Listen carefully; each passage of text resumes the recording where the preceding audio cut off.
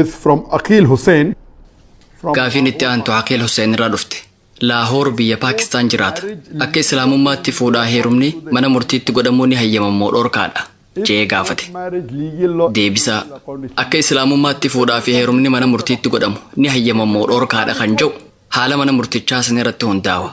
Yoo manni murtii sun mana murtii Islaamaa ta'e hayyamamaadha. Yoo manni murtii san mana murtii Islaamaa hin taane shari'aatti dhorkaadha. Musliimonni hedduun waa'ee fuudhaa heeruma mana murtiitti godhamuu kanarraa hubannoo gahaa hin qaban. Biyya Islaamaa tan shari'aa Islaamaatiin bultu keessa jirtan taanaan mana murtii mootummaa dheeyxanii fuudhaa heeruma raawwachuun dhorkaan qabu.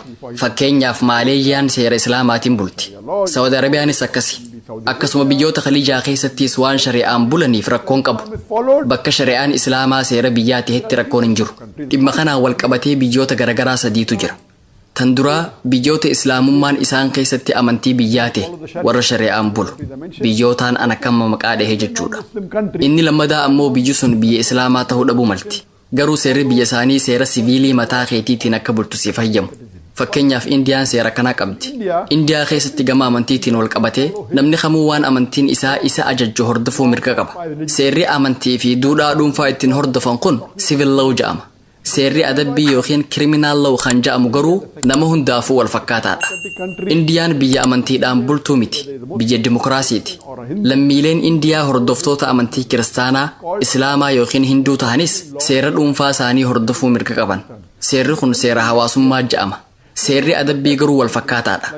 Biyyoonni sadaffaan ammoo hedduun isaanii biyyoota gara lixaa jiran kanneen akka Ameerikaa, Kanaadaa fi UK'ti.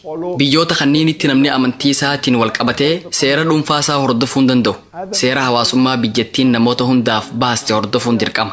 Akkumaan dura ibsetti biyya Islaamaa tan shari'aan bultu keessa jirtan taanaan mana murtiitti fuudhaa heeruma gaggeeffatuun hayyamamaadha. Seera shari'aa hordoftanii nikaaha waan godhattaniif rakkoon qabu.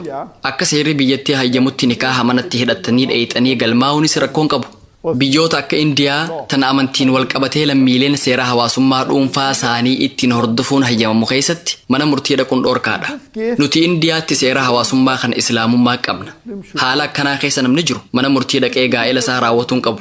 Yoo mana murtii Indiyaa dheeyxanii gaa'ela raawwattan seera hawaasummaa dhuunfaa keessanii osoo hin taane seera waloo kan mootummaan Indiyaa nama hundaaf baaseetu isin irratti tumama. Kanaafuu Indiyaatti muslimni manuma isaatti akka shari'aan isaa hayyamutti gaa'ela raawwatuu qaba. Sanbooda mootummaatti dheeyxanii nu lameen wal fuunee jirra. Abbaa warraa fi haadha warraatti jettanii galmaa'uu ni dandeessan. Garuu mana murtii hawaasummaa Indiyaa dheeyxanii gaa'ela raawwattan taanaan seera hawaasummaa Indiyaa kan walootu isin irratti tumama. Sanbooda namni sun osoo barbaadillee haadha warraa takkaa ol fuudhuu hin danda'u. Abbaan warraa yoo du'e qabeenya kan dhaalamu akkaataa seera Indiyaatiin malee akkaataa shari'aan lafa kaayanii miti. Fuudhaa heerumni wal hiikuun qabeenya dhaaluun akkasumas seeronni jiran hundi akkaataa seera hawaasummaa mootummaa Indiyaatiin ta'a jechuudha. Kanaafuu muslima biyya Islaaman tahin keessa jiraatuuf mana murtii mootummaa dhaqanii gaa'ela raawwatuun haraama. Keessattuu biyya akka Indiyaa tan seera hawaasummaa kan dhuunfaa keetii akka hordoftu siif hayyamtu keessa jiraataa seera shari'aa diddee seera mootummaatiiniin gaa'ela raawwadha jechuun guutumaan guututti haraama. Inumaa dalagaan tun kufriitti dhihaatti.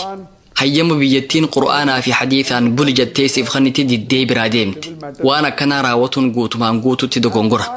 Biyyoota seera hawaasummaa dhuunfaa keetii keessatti hordofuun dhoorkamu keessa yoo ka jiraattu ta'e manumatti nikaaha godhatuutu barbaachisa.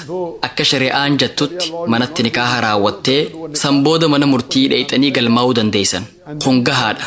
Kanaafuu biyya Islaamaa tan Islaamummaan bultu keessa yoo ka jiraattan ta'e mana murtiitti gaa'ela raawwachuun hayyamamaadha. Garuu biyya musliman tahin keessatti mana murtii biyyattiitti gaa'ela raawwachuun dhorkaadha. Deebisaasiif kana jeetiin abdadha. In court is permissible, but in a non-Muslim country, court marriage is prohibited. Hope that answers the question.